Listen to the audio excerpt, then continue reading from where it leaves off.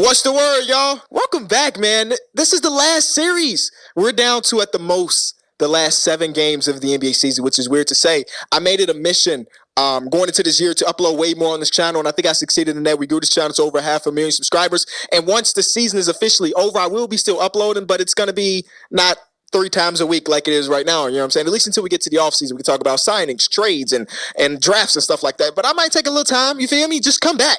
Just know when things happen in the NBA, come back to the source. And that is the Kenny For channel. We're down to our last 2 teams, the Boston Celtics and the Golden State Warriors. I cannot be more excited. I've picked the Boston Celtics in every single playoff round so far, based on their matchups. And I've also picked the Golden State Warriors in every one of their series as well.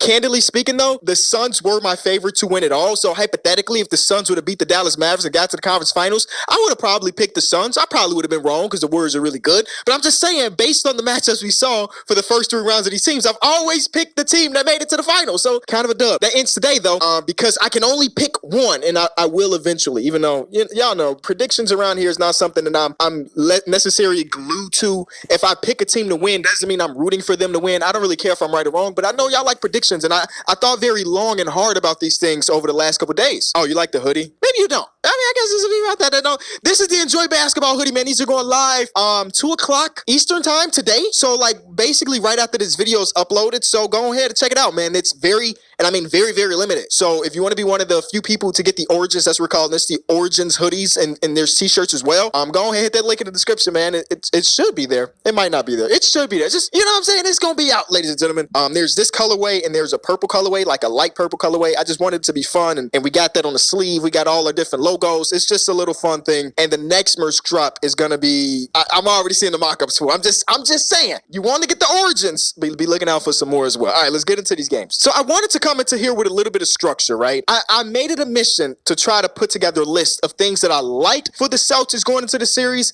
things that I dislike, things that I like for the Warriors, and things that I dislike. And I kind of sort of did that, but one of the reasons why I don't go to school or I stopped going to school is because structure is really hard for me. So even though I made it, like I gave myself this assignment, and I'm giving myself an F because I didn't really complete it. Y'all know I'm a rambler, but let's get into it. So even before I gave myself those things, these were the top 4 things that came to mind when I started to think about the series. And we're going to dive deeper into these things as we go along. The first one is the Celtics defense have the best guards that the Warriors have faced. And I guess generally speaking, this is the best defense the Warriors has faced in this playoffs. I saw somebody tweet at me that this is the first time in a long time that the number 1 offense and number 2 defense are going head-to-head in the finals, which is dope. I think that the main thing that's going to determine who's going to win this series is who wins the turnover battle.